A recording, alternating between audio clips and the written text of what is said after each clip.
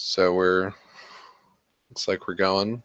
So today we're gonna get started on a new sketch, and thought I would try doing the sandworm from Dune, but setting it more in like a real world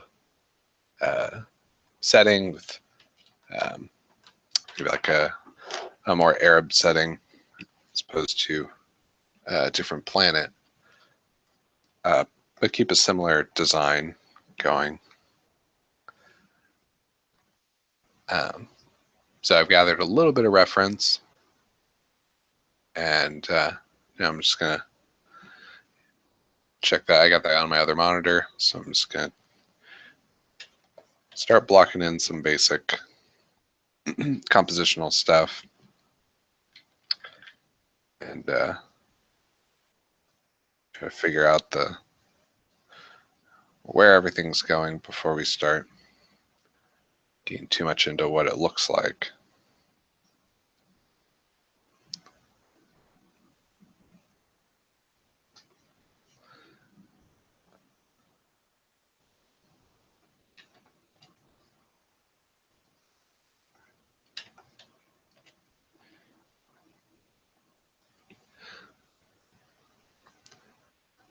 So I think our light source is going to be coming from the right side. These dunes, it's nice because it's real clear, light side, dark side.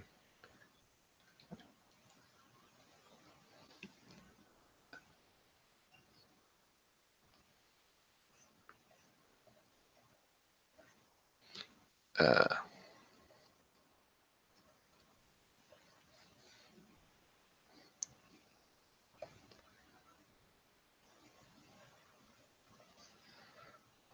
and our people will be probably somewhere around here. Maybe they'll be riding camels.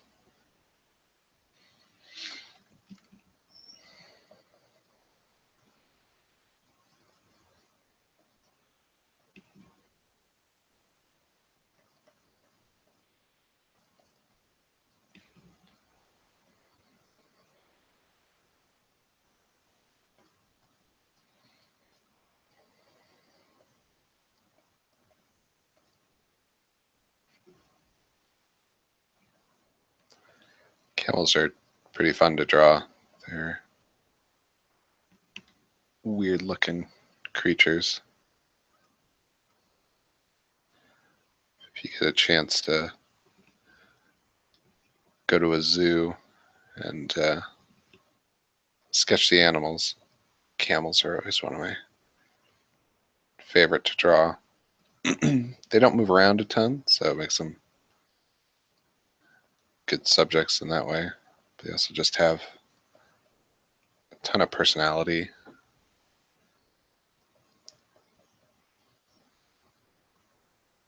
Just with their mangy looking fur and knobby knees. And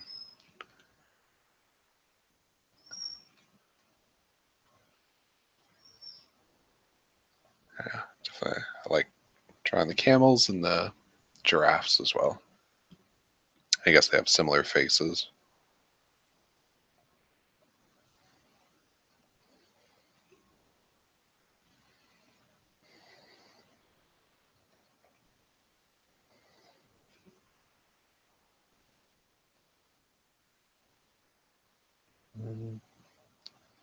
Maybe this guy's looking back.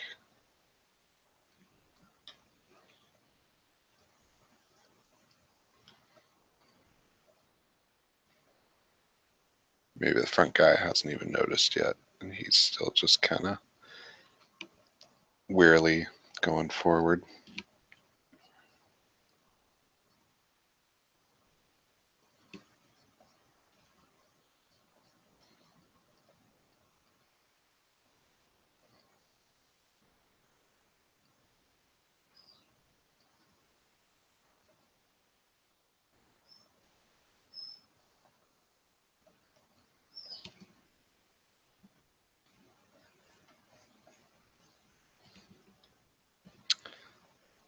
You see the dunes kind of flattening out a bit on this side. And then getting more hilly in the background.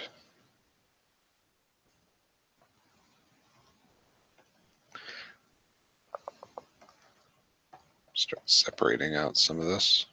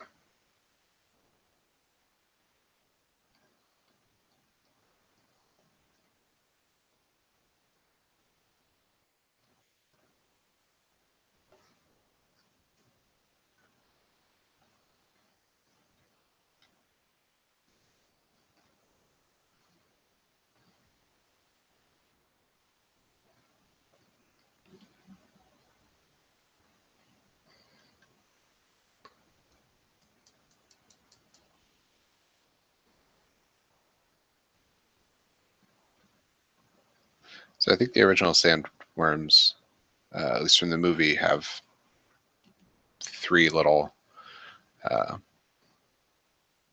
mandible things. But I do want this to be somewhat different. So we'll be doing a little bit of an update. Make sure we're not getting sued or anything.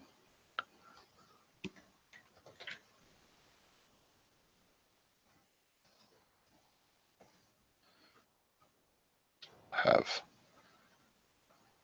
sand coming out, or almost like a whale breaching in the ocean. This is just ocean of sand.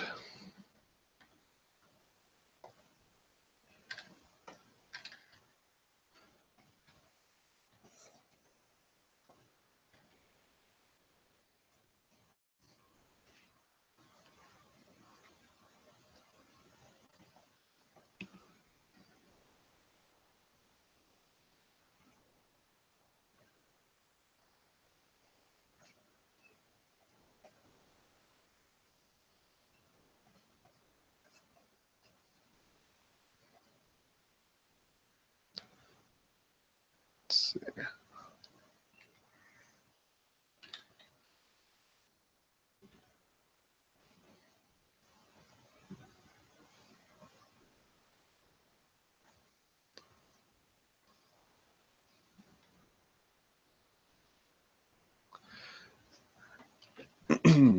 All right.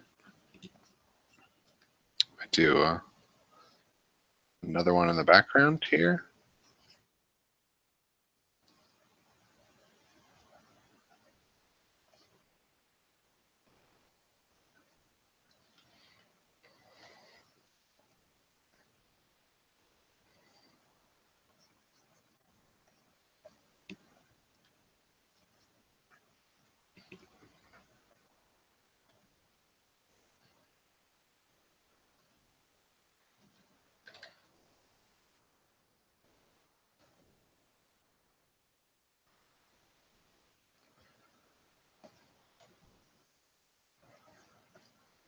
So I'm going to try giving it a little more, a little bit of structure. Um,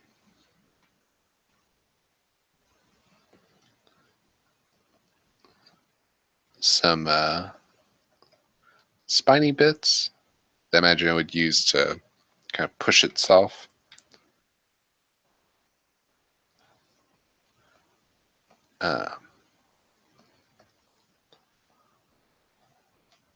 Just a row of these along the side, so it feels like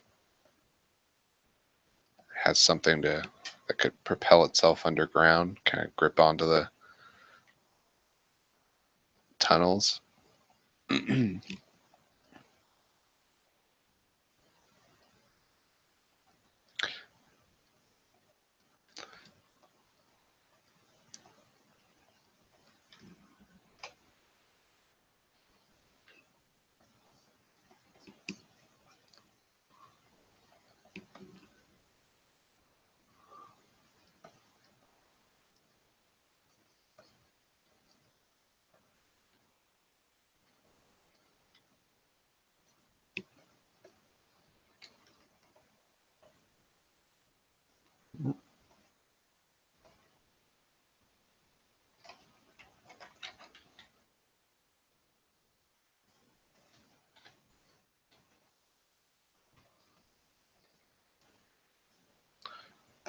Okay, we'll separate out these sandworms.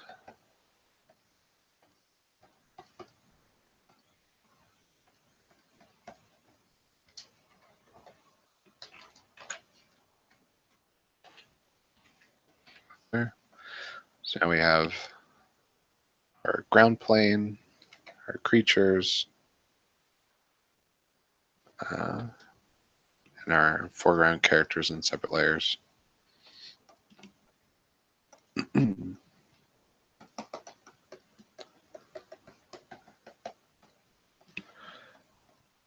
that's kind of generally the number of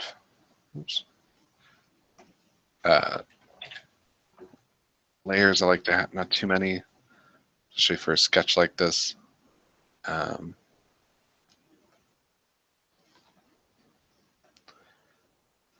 So otherwise it just starts to slow things down if you have to constantly change layers.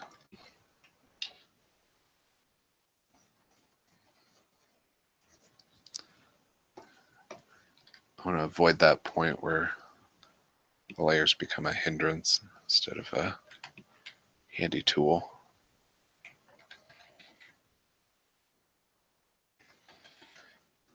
I want to make sure that the second worm doesn't feel like just the tail of the first one. So I'm actually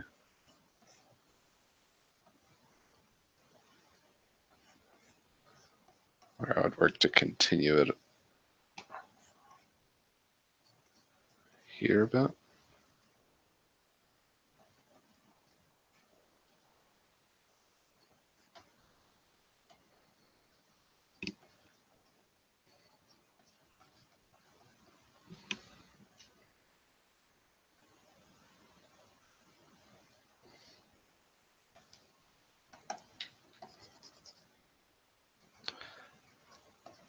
Once you start rendering, a lot of the atmospheric perspective will help in separating these two.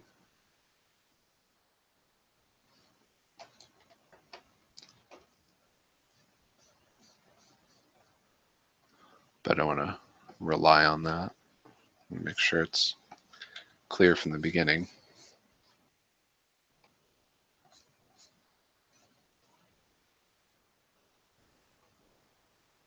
Right. So start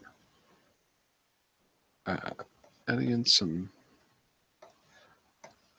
values to the ground plane here. Just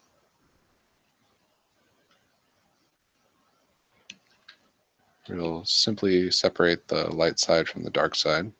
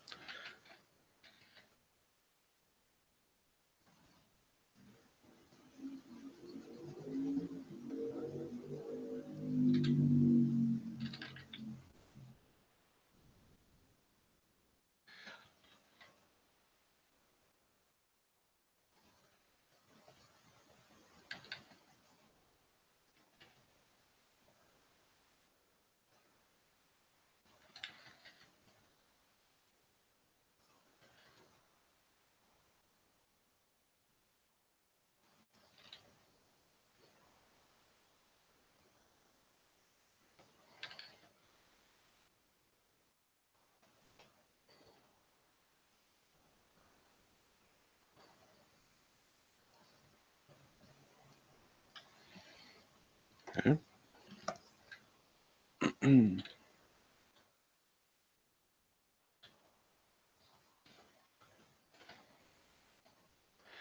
Just playing in some real basic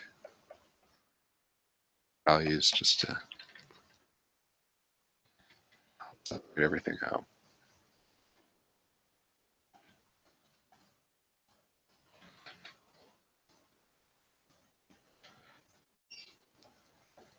I think the earlier you can get this stage done, the better, just so you can really get a good sense of what your composition's going to look like. So if you get too far with a real tightly rendered line drawing,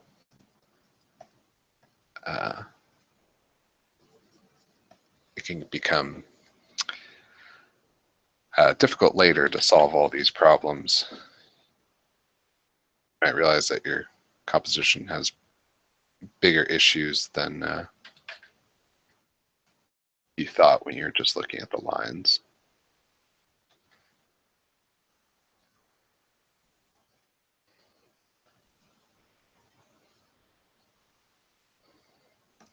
Actually, start for the creature layer.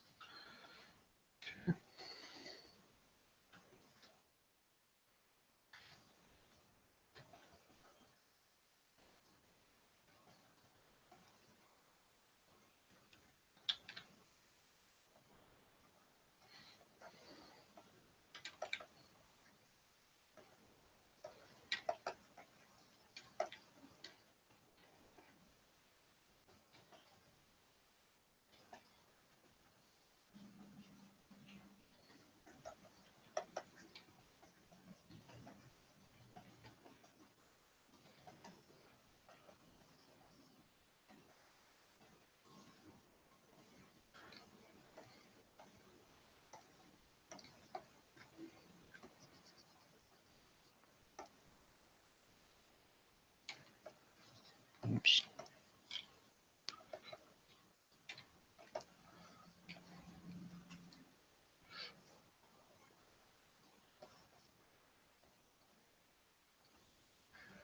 These cirrus clouds, the long wispy ones, are nice for doing compositional lines, because you could basically just have a straight line in the sky pointing to whatever you want. It's very convenient.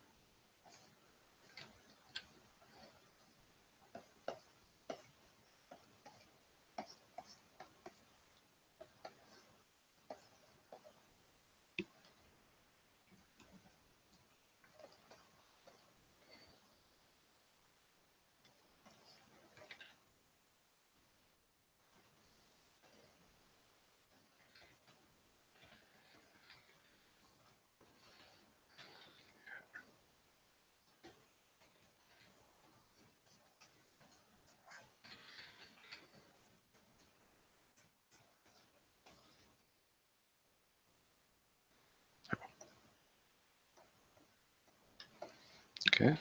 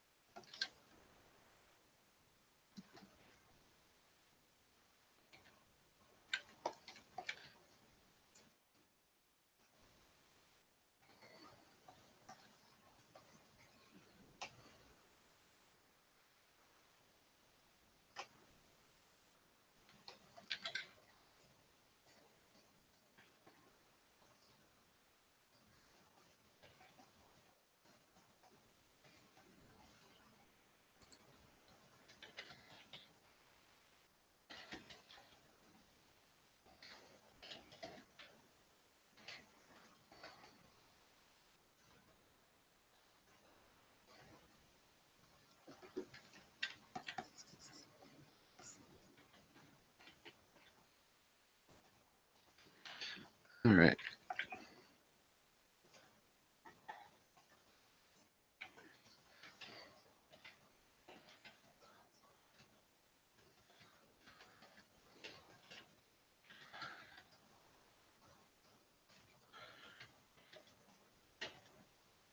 Push these values a little further.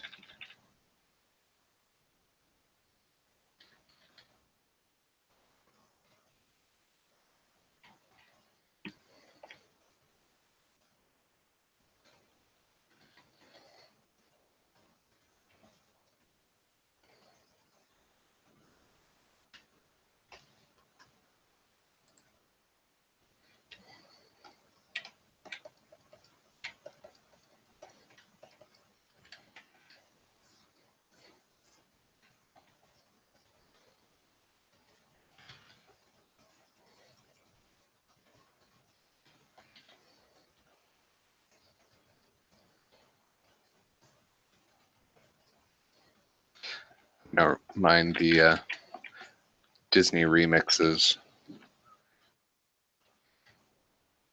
And hyped for our Disney World trip next month.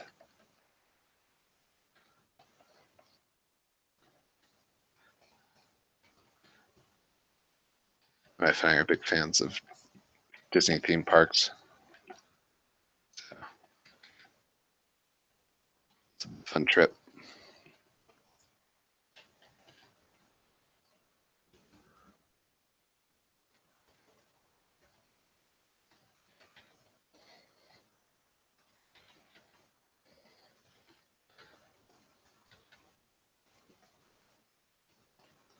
Nice to take some time this morning to actually do some drawing. And mostly prepping stuff for conventions in the morning. Uh, we have Alternative Press Expo coming up this weekend.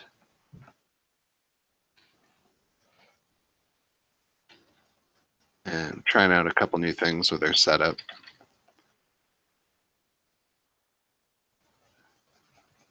So it's always stressful. Just worrying that forget something or that it just won't work out when you get in the space, or I don't know, any number of things can go wrong. It can be stressful. So far, it's worked out fine every time we've done one of these, but doesn't stop it from being a bit stressful. I'll be happy once we're there and everything's set up and you can just sit there and start doing the fun part of interacting with people and talking to them about the work and that stuff you don't really get to do when you're working in a studio.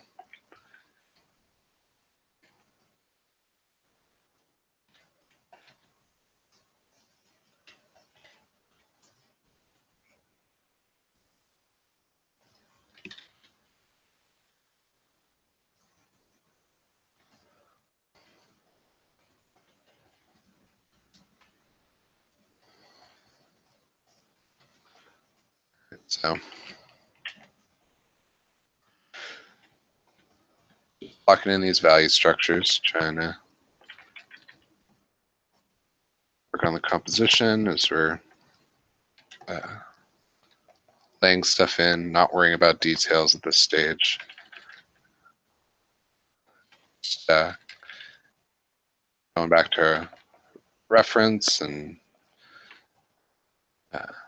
looking at the pictures of sand dunes I collected and trying to emulate the shapes and the lighting that's in there. I think there's a weird stigma that's in art groups about using reference, and it's just silly. You should use reference whenever you can.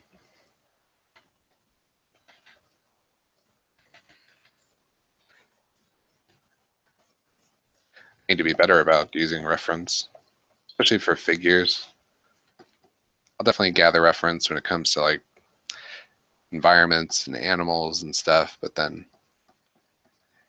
you always think like, oh, this will be faster if I just draw it out of my head.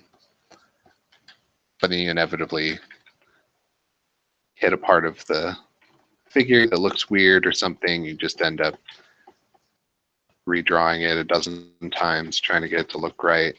And ultimately, it would have been faster if you just got a camera out and just curve your own hand or grab some clothes out of the closet that looked close enough to what you were going for that would help you with the folds or any number of issues that you could have with drawing figures. It's always ultimately a time saver.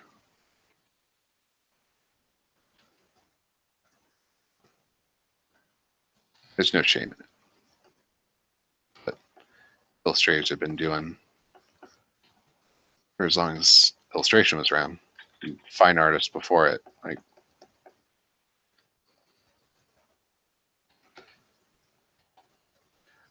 here Norman Rockwell would actually like the photos and cut them out and like almost photo bash, but like analog photo bashing, and then paint directly on top of the photo reference. But he took the photo reference, so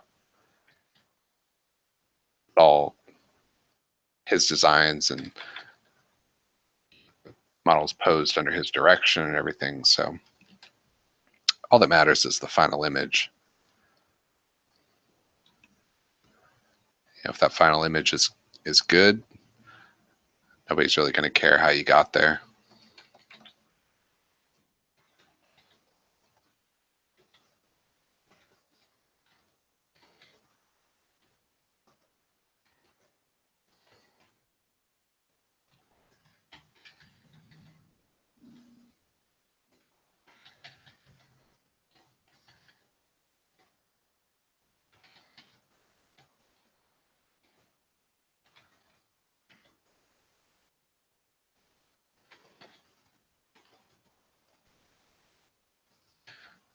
rendering on these on a lighter value range, help push them back, especially this guy.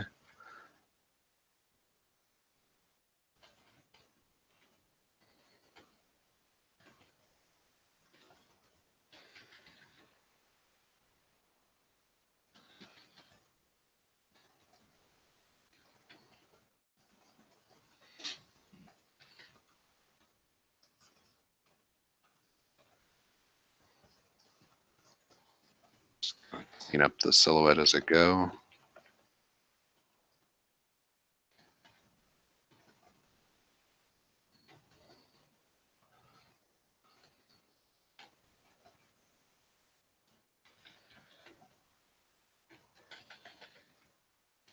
Try to have a value change between the top of the sandworm and the bottom of the sandworm. Just a subtle one, so it's a little bit of the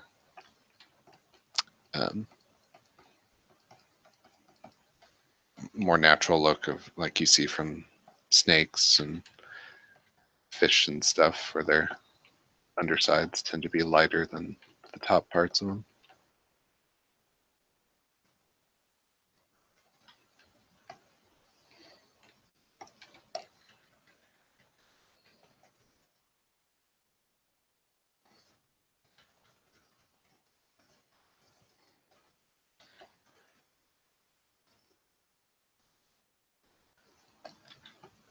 Yeah.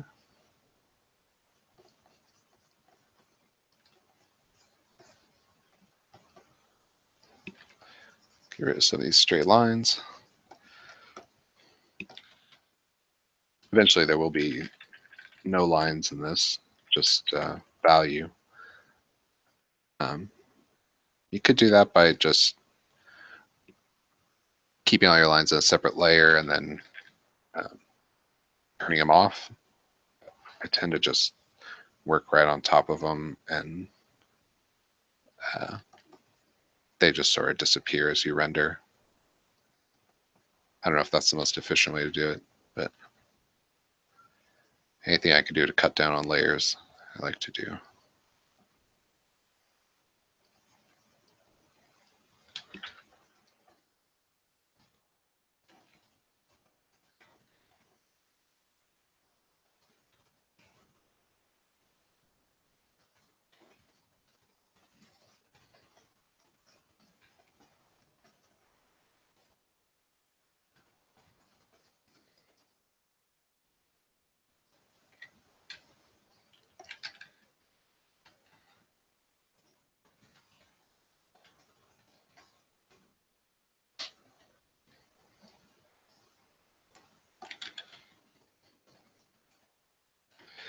Looking forward to the point where I can get a rake brush out and just create some of those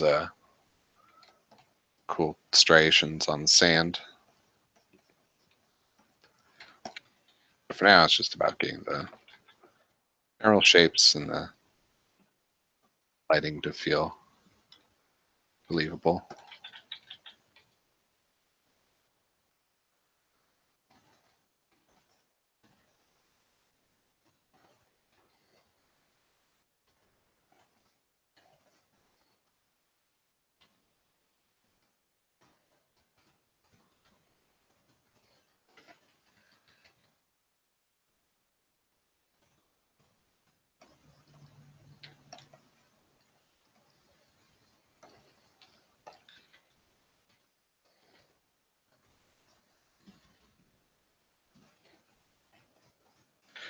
It's like working with things that are organic, like sand and clouds and water, because you can really just push and pull and bend it to fit whatever your needs are, and you don't have to worry too much about it feeling unbelievable or out of perspective, um, like you do when you're dealing with architecture and figures and things that can more easily just look wrong.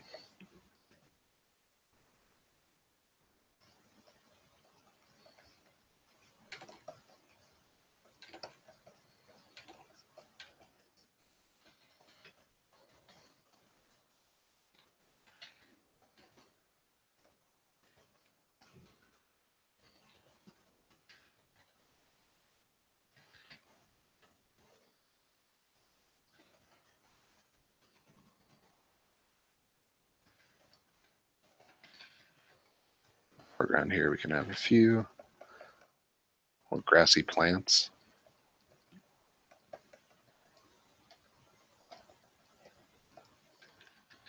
Maybe a couple hints of them back here. Nice to have repeating elements like that help with your scale, your perspective.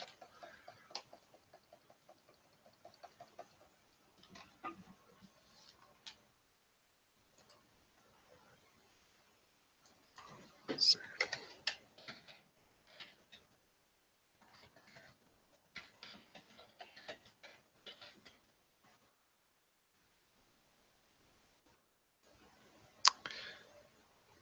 let's try listening to this Tooth and Tail soundtrack.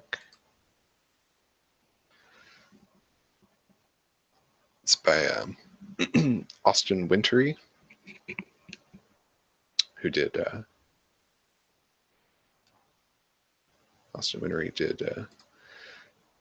Journey soundtrack.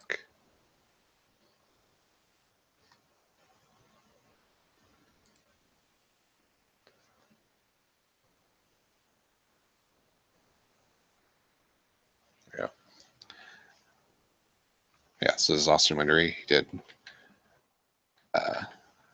Journey. He did the most recent Assassin's Creed soundtrack. I think he also did Abzu.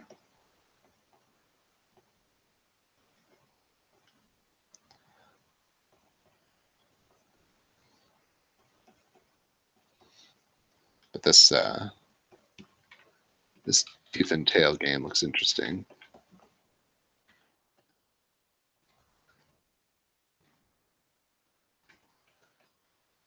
Like the Russian Revolution, but with animals.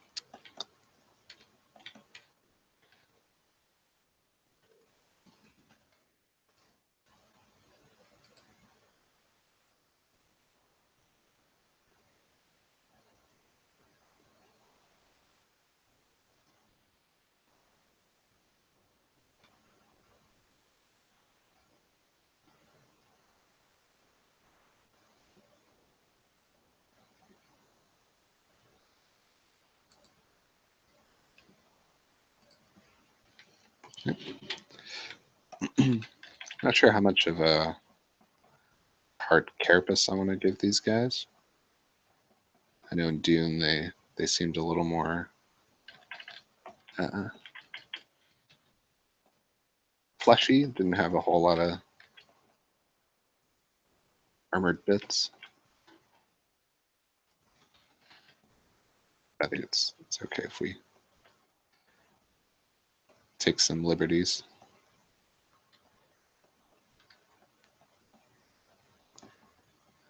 Can you imagine if they made a new Dune movie?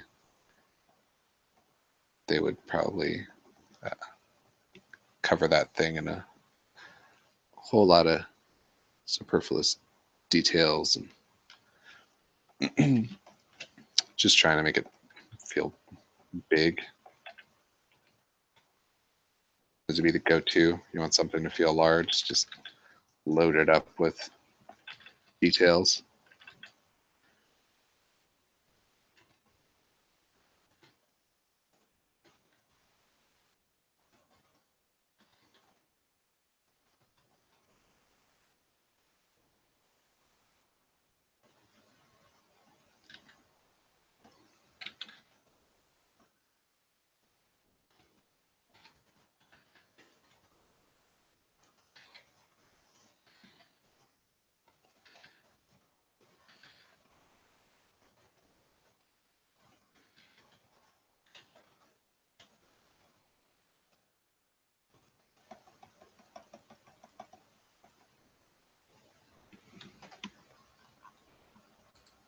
Uh-oh.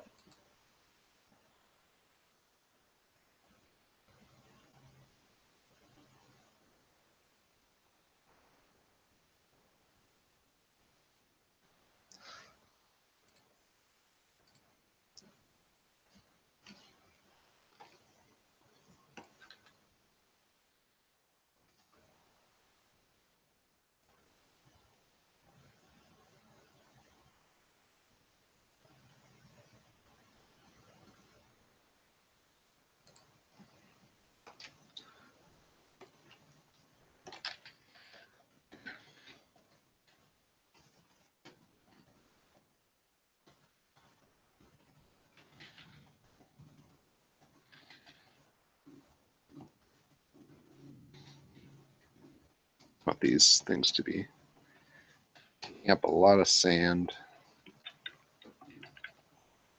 then a good sense of motion.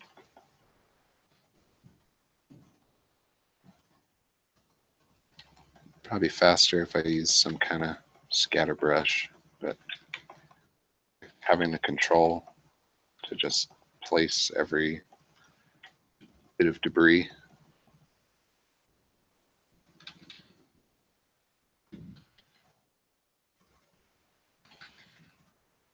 Probably not the right way to do it. But sometimes there are just things that you like doing the hard way.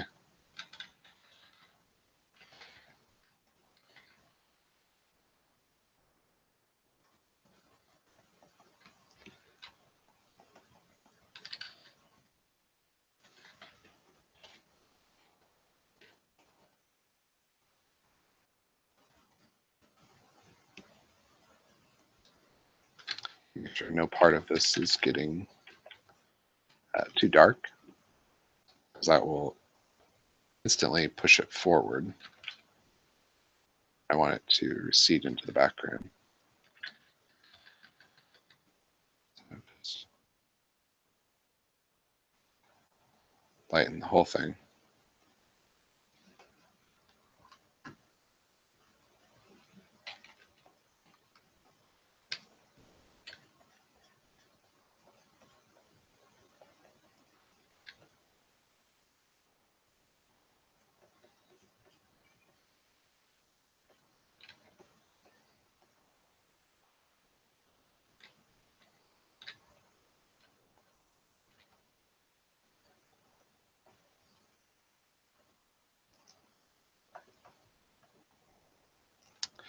Trying to keep an eye on this little navigation window up here.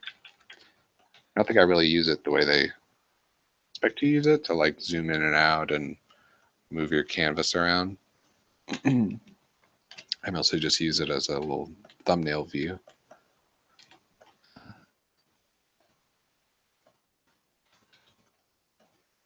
You can really check to see if your composition's working.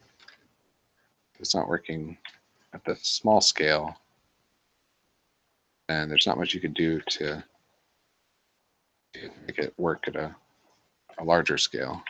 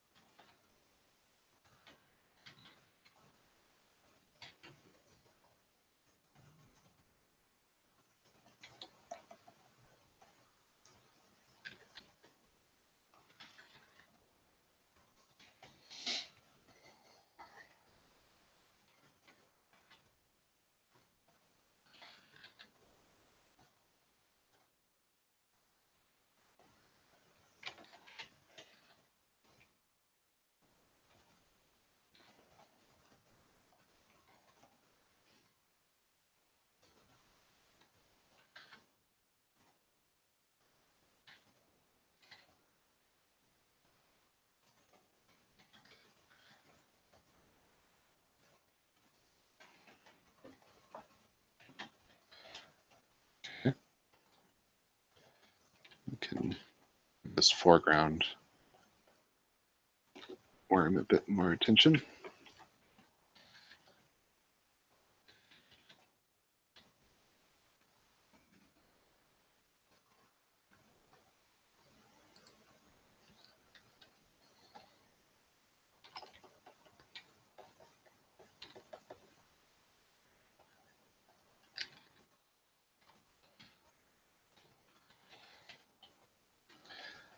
It's one where you can really get into the design, and then I'll actually, by detailing out this foreground one, the background one could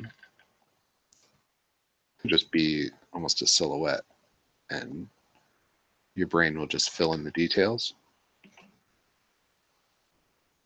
Okay, this video's not going to work.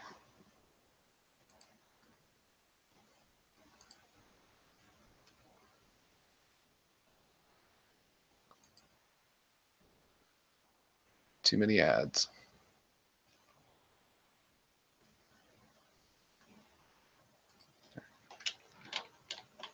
Let's go with the good old Journey soundtrack.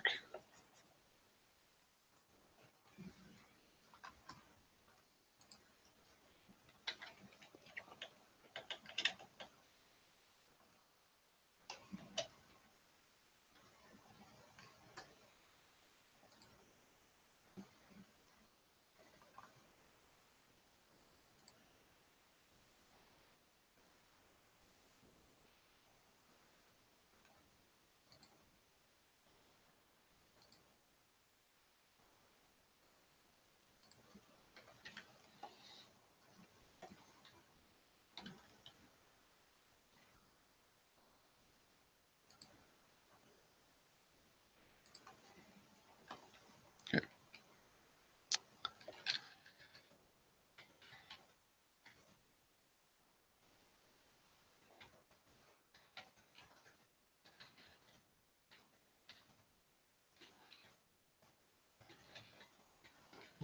It's just getting so dark. Here we go.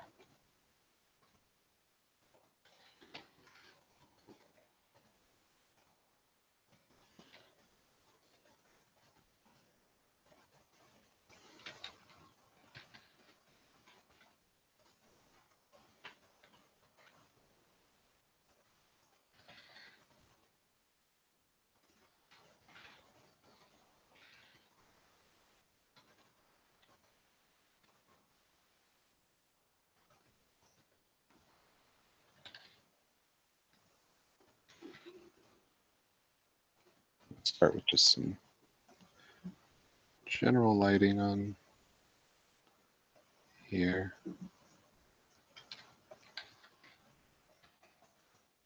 Figure out the basic values and placement of light before detailing anything.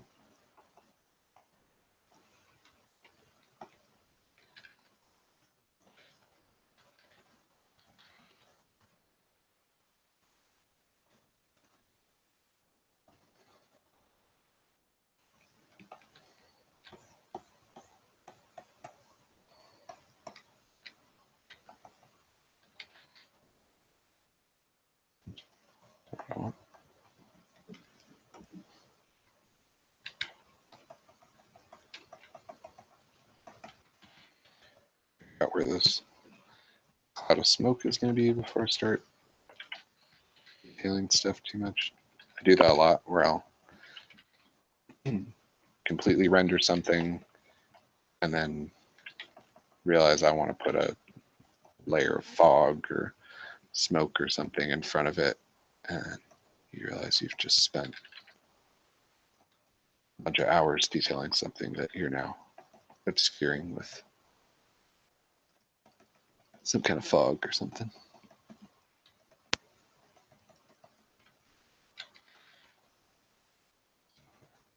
Try and figure that out now. Just do work where it's needed.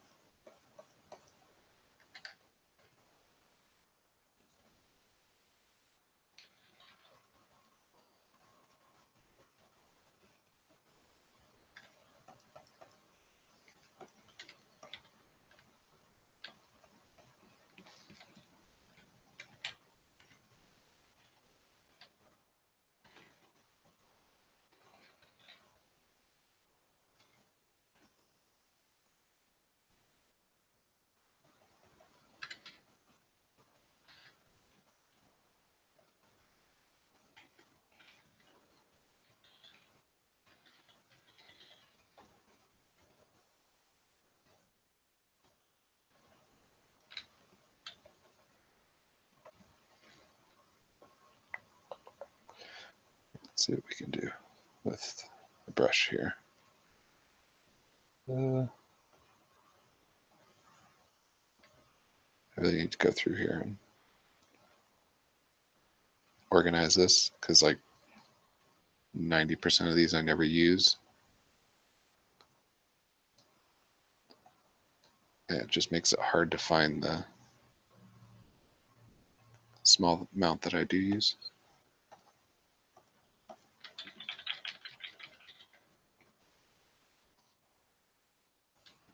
Ink.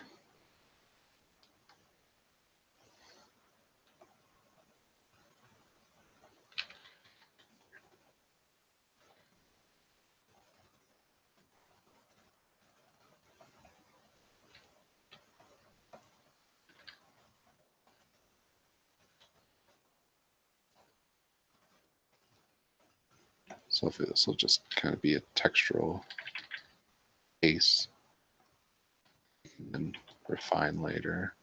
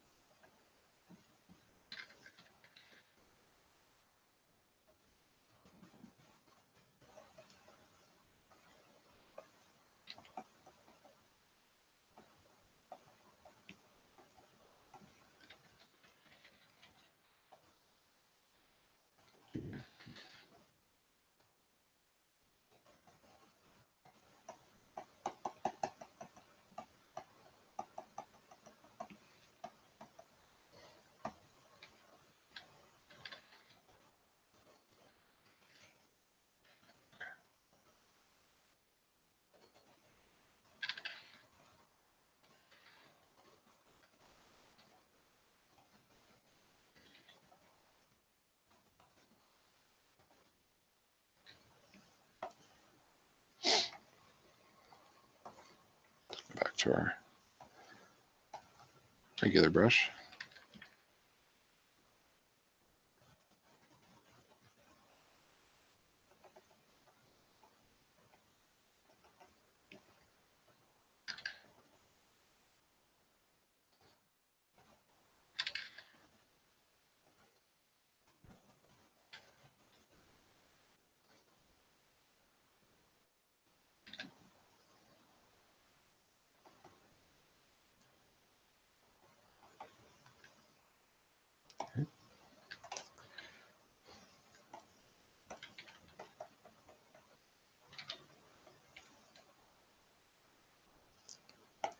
These foreground guys a little bit of attention.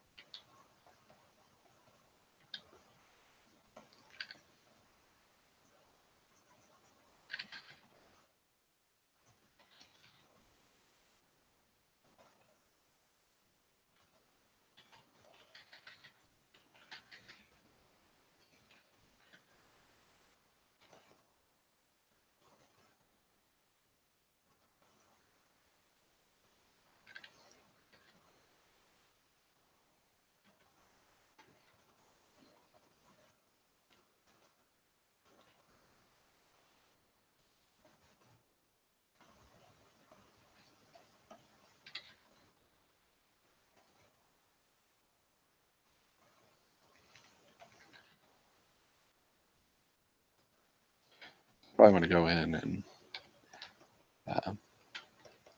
detail these guys out and make sure that their clothing does look more recognizable as just modern Arab clothing rather than being some kind of alien planet. So to have a different take on it, something that kind of goes with the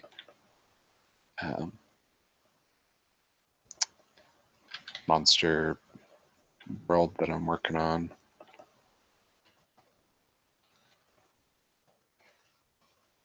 I like putting all of these crazy monsters in more contemporary settings.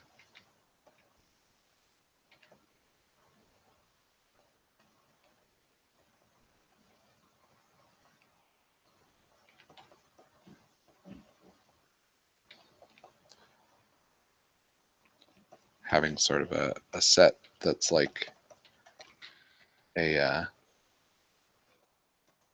nice landscape painting, and then just throwing a monster in the background is fun to work on.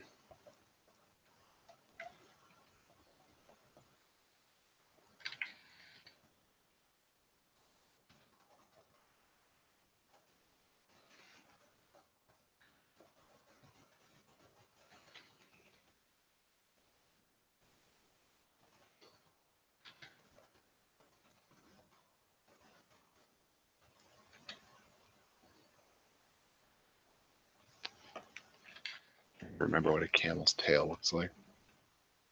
The references don't really show it.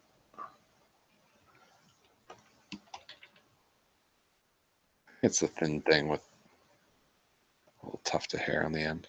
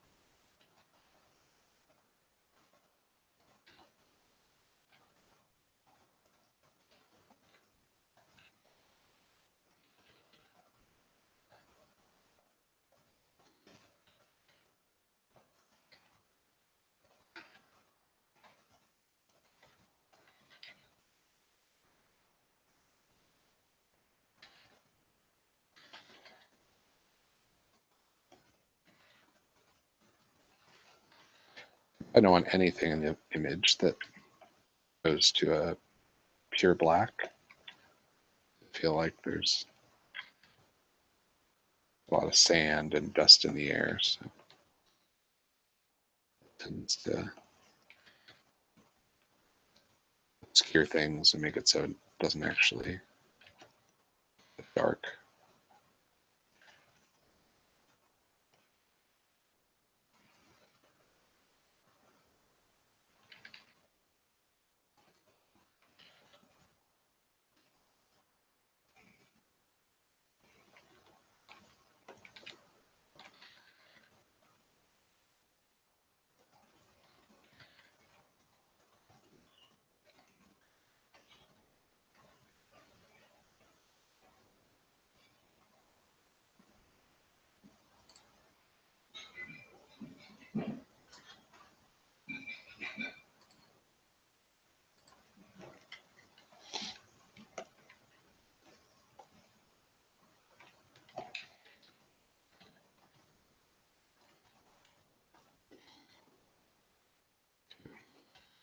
This foreground worm here.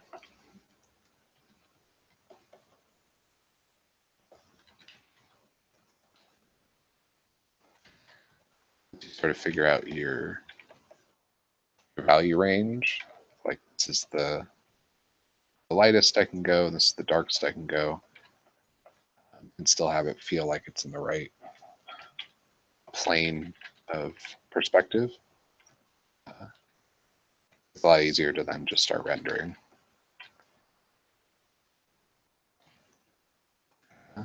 You know, right, as long as I don't go darker than this shadow value, it's still going to look like it's receding in space. And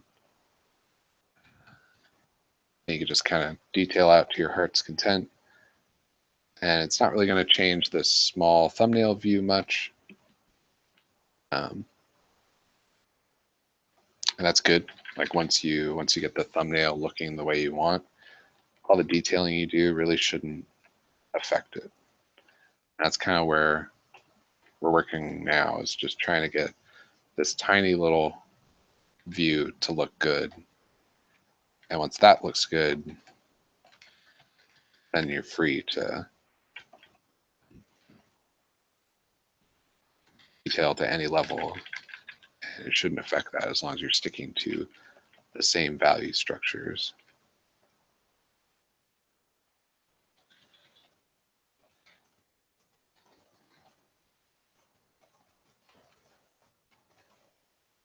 It's hard to not jump into details.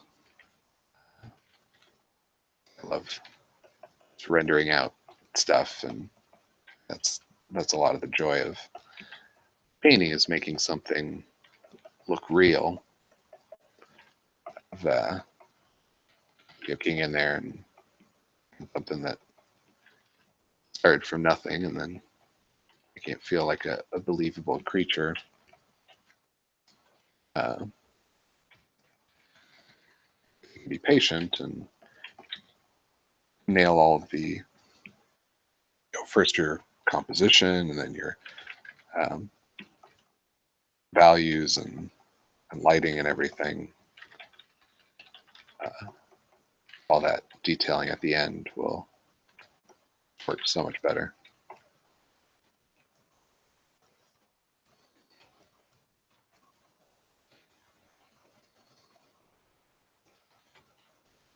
And it's especially hard to hold off on doing that stuff while streaming, just because you want to be like, oh, I can make this look good. I can totally make this feel like a real creature and not just like a smudge on the canvas. But ultimately won't be good for painting.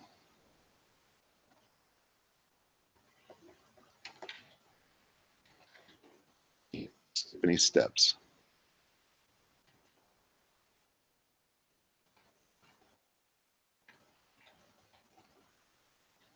I can't skip any steps. If you're really good, then you can go into things.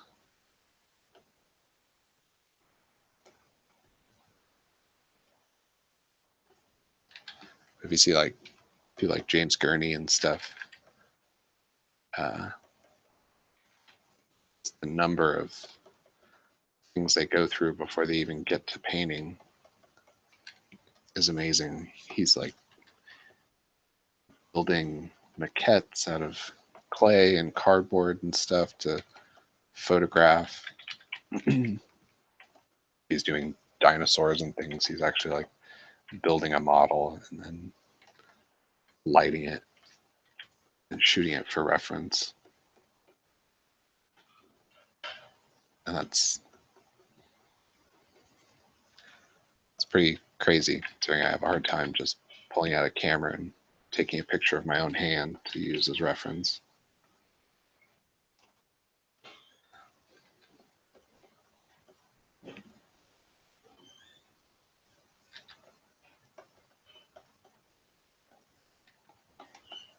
But, all that prep work really shows in his art.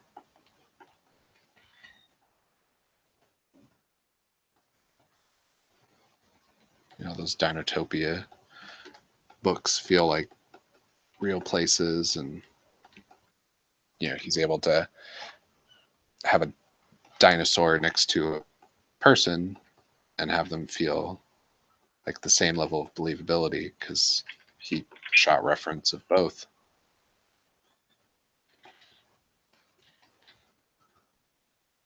He was able to set up a similar lighting situation on both of them and shoot the reference.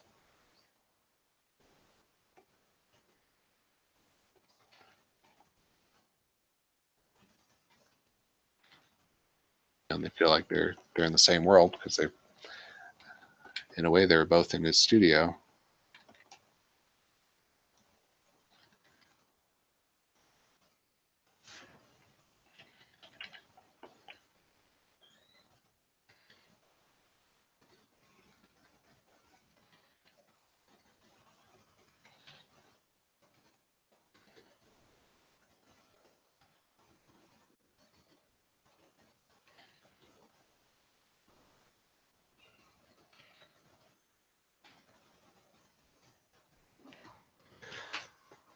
All right. Well, I think I need to call it quits there. It's time for me to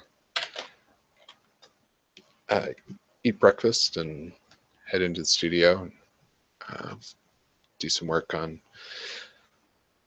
video game stuff that I actually get paid to do. So thanks for joining me, and I will be back next Wednesday, and hope to see you then. All right, take care.